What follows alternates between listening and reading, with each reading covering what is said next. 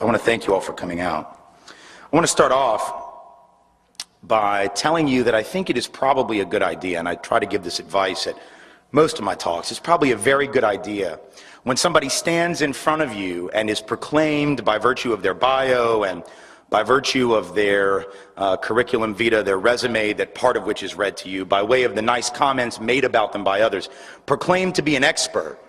It's probably a very good idea to ask yourself why it is that you're listening to that person and not somebody else. In this culture, we are led to believe that if someone stands before you, a proclaimed expert, that it must be because they are indeed the brightest bulb in the box, that they know something that the other people don't know. I am not standing in front of you, and you are not listening to me because I am the most informed person in the country on racism or white privilege, not because I am the best speaker on those subjects. I am fairly good, and I intend to demonstrate that to you amply in the next hour. It is not because I am the best writer on the subject, though I am okay with that as well. It is instead because I, and I know this, fit the aesthetic that is needed on too many campuses and too many communities around the country in order to come in and to give this talk. Nothing that I am going to say tonight, or at least very little, originated in my head. Nothing, or at least very little, of what I say tonight is in fact new. Almost every single thing that I'm going to say this evening is wisdom that has been shared with me either patiently or sometimes not so patiently by people of color who have in almost every instance forgotten more about the subjects of racism and white privilege since breakfast yesterday than I will likely ever know. And yet they will not be asked to give 85 engagements around the country this year or next on this subject. Not because they have not the wisdom to do it, but because privilege, the subject that I'll deal with tonight, bestows upon me that advantage. And so as a matter of responsibility and accountability, I have to own that up front so that when you go away from this evening thinking to yourself, my goodness, that was good. And I'm sure that's my subliminal way to tell you you're going to think it's just great. And when you go away from here thinking that I have filled your heads with all this great knowledge and wisdom, please know that it is not mine. And the next time you hear it from a person of color, the next time it is shared with you, for those in the audience particularly who are white, the next time it is shared with you by a person of color, as it will be and as it has been in one form or another, please listen to it. And please know that it is from that source that I get virtually all of my material. We will know that we have made progress only on that day when a person of color can get up and give the talk that I'm about to give and be taken half as seriously as I expect to be taken. It's interesting to see so many people come out to these events, because to hear some people tell it, you would think that this conversation was almost wholly unnecessary. To pay attention to the American political process and what the candidates for this nation's highest office have to say and not say about the issues that are of importance to them, and thus we are to presume importance to the nation, you would get the impression that the issue of race, that the issue of racism, that the issue of discrimination, and certainly that the issue of white racial privilege were non-existent issues, that they were of really no importance or very little importance, because you will not hear and have not heard any of the candidates for presidency of the United States in either party of whatever political ideology make this an issue. Yes, they talk about poverty, and occasionally they talk about schooling and education. They talk about health care. They talk about all of those things, but not once have any of those candidates tried to directly connect the role that racism, the role that racial discrimination, the role that institutional racial oppression and white privilege play in regard to health care, in regard to housing, in regard to schooling, in regard to poverty. It is as if those issues exist in a vacuum and have no relationship to color, have no relationship to race, have no relationship to sex.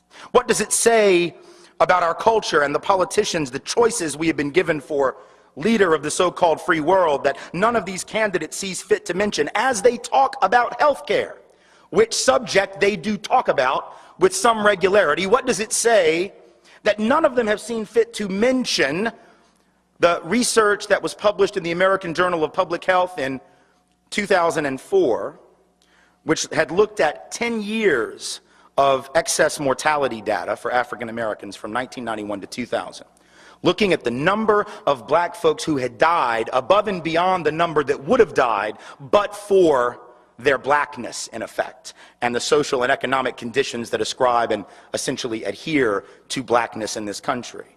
And what they found in that study, which received almost no media attention, again, published in an academic journal, not read by the average American, not read by political candidates, read by doctors and people who research the healthcare industry, but that's about it. This study found that between 1991 and 2000, there were almost 1 million black people in this country who died, who would not have died had they merely been white and had the average healthcare quality and access of the typical white person in this country. Had they been living in neighborhoods like white neighborhoods in which the levels of exposure to toxicity had been as low as it is in the typical white neighborhood, as opposed to excess exposure to toxics, pollutants, etc. in black and brown spaces.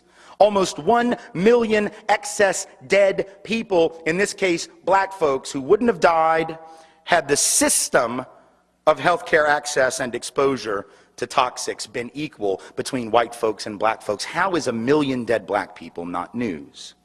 You see, if James Byrd gets dragged to death behind a truck in Jasper, Texas, you will hear about that, and well, you should.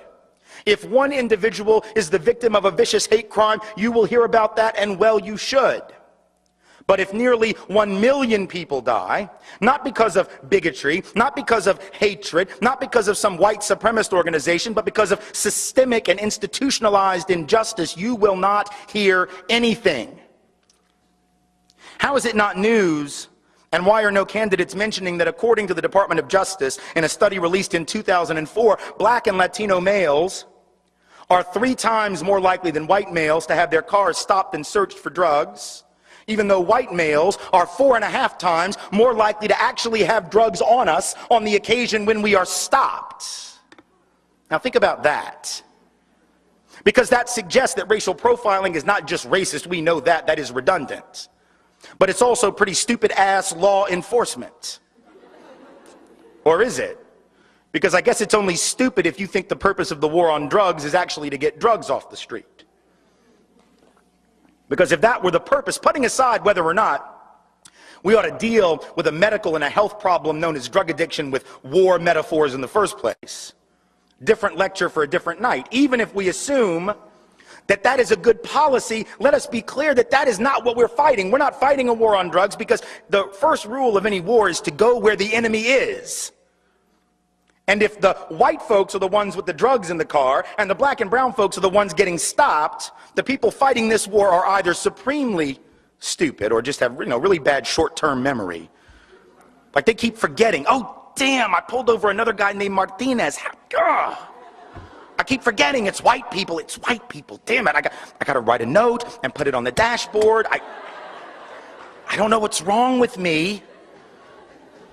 Maybe that's it, Or maybe it's something else. I do trainings with law enforcement, not a hell of a lot, for reasons you can probably guess.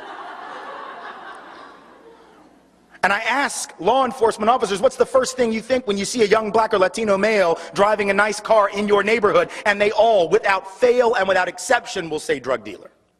I then ask them, what's the first thing you think when you see a young white male, same age, driving the same kind of car in that same community? And they will say, without exception, without hesitation, without fail, spoiled little rich kid, daddy probably bought him a car.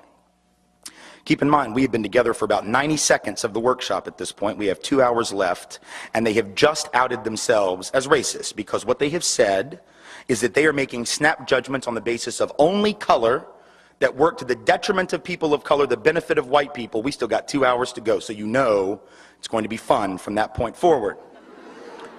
These are people sworn to protect and to serve. It's right there on the car, right there on the side of the car. And in the first 90 seconds, they are acknowledging these racial biases. How is that not an issue? How is it not an issue that according to that Justice Department report, while black and brown folk are having their wheel wells ripped apart on the side of the road, their trunks splayed open, their dashboards ripped apart in the search for drugs which aren't even there, white people like me, notice I said like me because I'm not trying to tell you anything about me that you don't need to know and for which the statute of limitations has not yet expired, are driving by the roadblock with a trunk full of weed, and we're just waving. Because we're not suspected, therefore we're not detected, therefore we're not punished. How is that not an issue? How is it not an issue that the typical white family in America, thanks to this history, this legacy of institutionalized oppression for some and advantage and privilege for others, how is it not news that the average white family in America, not the average rich white family, the average white family has 12 times the accumulated net worth of the average African American family, 8 times the accumulated net worth of the average Latino family, in large measure because those white average families have had parents or grandparents who, even if they didn't have much, even if they were not rich, nonetheless were able to procure a little house, a little property, maybe with an FHA or a VA loan in the middle of the 20th century, loans that were all but off limits to people of color as they gave hundreds of billions of dollars worth of assets and equity to those who were white. So that even white working class families on average, even white families with less than $15,000 a year in annual income, which depending on family size, that is technically legally the poverty limit. And yet the average white family with low income, less than $15,000, has the same average net worth as the typical black family with $60,000 or more in annual income. So that even those African American families that are professional, good jobs, occupational status, good educations, etc., and pretty good incomes are still in worse shape in terms of wealth and assets, material goods, which are really what matter in the long run. Your income, if you're dependent on that, you're one paycheck away from nothing. If you don't have assets, if you don't have wealth, if you don't have something accumulated, your income means very little. In the case of an economic downturn, and these working class white families who are struggling, make no mistake about it, nonetheless are on average going to be better off than those black families with 4 times as much annual pay. How can that not be an issue? I'm suggesting to you that the failure to talk about race, the failure to talk about racism and inequality on the basis of color, feeds the denial that is already far too prevalent among the white community. And having been white all of my life, I've been surrounded by that denial for a very long time.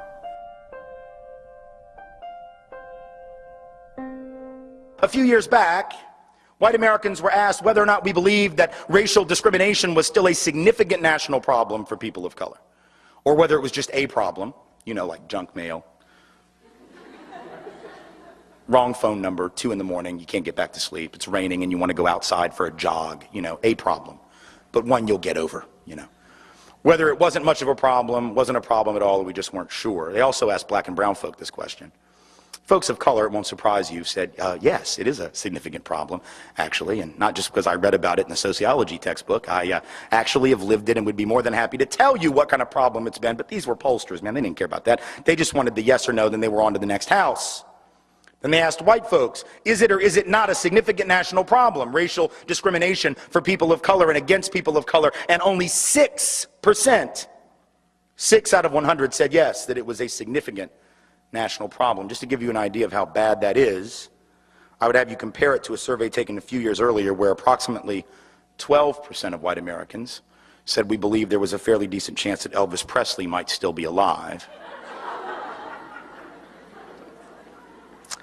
I don't know how good you are at math. I'm not very good myself, but that's a ratio that I can calculate. What that means is that white Americans are twice as likely to believe that Elvis might still be alive than we are to believe what people of color tell us they experience on a fairly regular basis. That is denial so profound as to boggle the mind, but there it is. And the people who are saying it are not mean-spirited, they're not hard-hearted, they're not bad people. I firmly believe that most people are good people. I could be wrong about this, but I have 2 little girls ages 6 and 4, and I choose as a parent to believe that most people are good. If you have evidence to the contrary, keep it to yourself. I do not want to know it or hear it this evening. What I do know is that those individuals who said that, as well-meaning as they may have been, that they really didn't see it as a significant problem, aren't new in their denial. See, it's one thing for young people to think that the problem is solved. I almost get that. I almost understand it, because if you're under the age of 25, maybe even under the age of 35, what you know, what we tend to know, younger people, about this history and about this legacy is what we see in that grainy black and white footage every MLK Day, or maybe during Black History Month. If I were to ask you, do you believe that folks of color had equal opportunity and were treated equally in this country in 1963? or whether or not black children were treated equally in schools and had equal educational opportunity in 1962, I know right now that no one in here would say, well, of course, naturally they did. 1963, that was a damn good year to be black or brown in America. What are you talking about? Everyone, regardless of your position about 2007, would quickly acknowledge how bad it was back in the day, because it's no sweat off your back. 44, 45 years later, it's easy to talk about how bad it was. But now, see, here's the trick. What do you think white folks said when those very questions were put to them in 1963 and in 1962? At a time when the apartheid system in this country was very much in full effect. It was before the Civil Rights Act, before the Voting Rights Act, before the Fair Housing Act. In retrospect, we can all look back and say how profoundly unequal it was. How profoundly unequal it was. And yet when white folks were asked, some of them our parents, our grandparents, great uncles, great aunts, these ancestors of ours, right, were asked the very same question in 1963. Do you think that people of color, they didn't use that term, it said racial minorities. Do you think that racial minorities are treated equally in your community? And 80% of white folks said yes. In 1962, when Gallup asked, do you think that black children receive equal educational opportunity in your community? 90% approximately of white folks said yes. Nothing to see here. What is all this complaining? What is this March on Washington? I don't get it. I don't understand it. In fact, the very month of that march, which now it seems like every white liberal wants you to believe they were at. The very month of that march, white folks were asked by Newsweek what they thought about it. They said, 2/3 of whites said that Dr. King and the movement were pushing too far, too fast, asking for too much, and too soon. The idea that this country was ready to hear this, even at the time when we know how vicious it was, is a lie. What does it say that white folks were in denial in 62 and 63? What does it say that if you'd gone back to the 30s and asked the question? You think white folks were clear then? The 1890s, what did white folks say? Those southern editors of newspapers where I'm from, they would say, well, we get along fine with our Negroes down here if you Yankees would just leave us alone and stop messing in our business. Go back to 1850 and read what Dr. Samuel Cartwright, a well-respected member in good standing of the medical profession in this country, said. Not only was racism not a problem, there wasn't even a word for that yet, slavery wasn't a problem, so much so that he decided that any slave who would run away obviously had a mental illness, because you'd have to be crazy to run away from bondage. So he came up with a term, he called it drapetomania. Don't even know what the root of that is, don't want to know, don't understand where the word came from, but that's what he called it, drapetomania. You must be crazy, you must be mentally ill to run away from your loving master. Denial. In every generation, 2007, 1963, the 30s, the 1890s, the 1850s, my point being that in every generation, members of the dominant group have said there is no problem. And in every generation, without fail, we have been wrong. And in every generation, people of color, those who were the targets of that oppression and subordination, have said there is a problem. And in every generation, without fail, they have been right. So the question for us today is, what are the odds, honestly, that people of color who have never gotten it wrong have suddenly lost their frickin' minds and have suddenly become unable to see truth and to separate it from fiction? And counter to that, what are the odds that white folks who have never gotten it right yet have suddenly become highly, highly perceptive? The odds are pretty long. And again, it's not because white folks are insensitive or hard-hearted, let alone stupid, but it is that those of us who are white have the luxury of not knowing black and brown truth. We don't know because we don't have to know. We are not tested on it. If I don't know what people of color experience, what happens to me in this country? Virtually nothing. But if people of color don't know my reality, if people of color don't know white reality better than white folks have to know it, if they cannot regurgitate it to us better than we would ever be able to regurgitate it to ourselves, all hell breaks loose. So people of color are going to have to know white history, white literature, white art, white theater, white poetry, white drama. I know we don't call it that. That's sort of the point. When your stuff is the stuff against which everybody else's stuff is compared and found lacking, you don't have to name it. It's just the norm. That's why, for those still confused, we don't have White History Month, because we have several. They go by the tricky names of May and June, July, August, September. Pretty much any month that we have not designated as someone else's month, that's White History Month. But we take it for granted because we don't have to know other folks' reality. That's a privilege. That's an advantage. That's a head start. And it's one we must think about. See, that's the other piece of this, right? It's one thing for white folks to acknowledge racism. Because, you know, white liberals will. God bless them. White liberals will acknowledge that racism is real. Oh my goodness, we should do something about that. Yes, we should. It's terrible, that racial profiling, that housing discrimination. My goodness, it's awful. Yes, it is. But just because we acknowledge racism and discrimination doesn't mean that we'll necessarily acknowledge the flip side of that.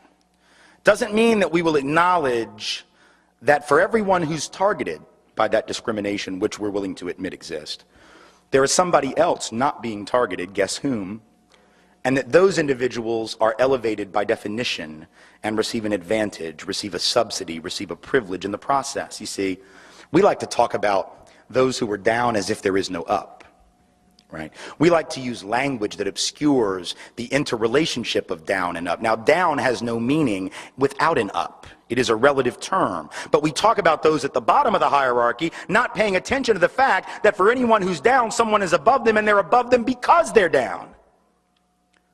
We use this language that makes it impossible. And when I say we, I don't mean like right-wing folk. I ain't even talking about them. I'm talking about nice, liberal, caring service providers. Right? People who just want to help. Right? I just want to help the underprivileged. That's the word we use. I've used it before. I don't use it anymore, except in a speech like this. Right? We just want to help the underprivileged. But what's wrong with that word, folks? At least two things that ought to be pretty obvious to you, right? Number one is it's a passively constructed term. Right? It's the passive voice, as my English teacher would say. Underprivileged doesn't imply that anybody did anything to anyone. It's just there's privilege and I will be damned. There you are under it. If we could just figure out how you got down there, we could solve all the problems of the Western world.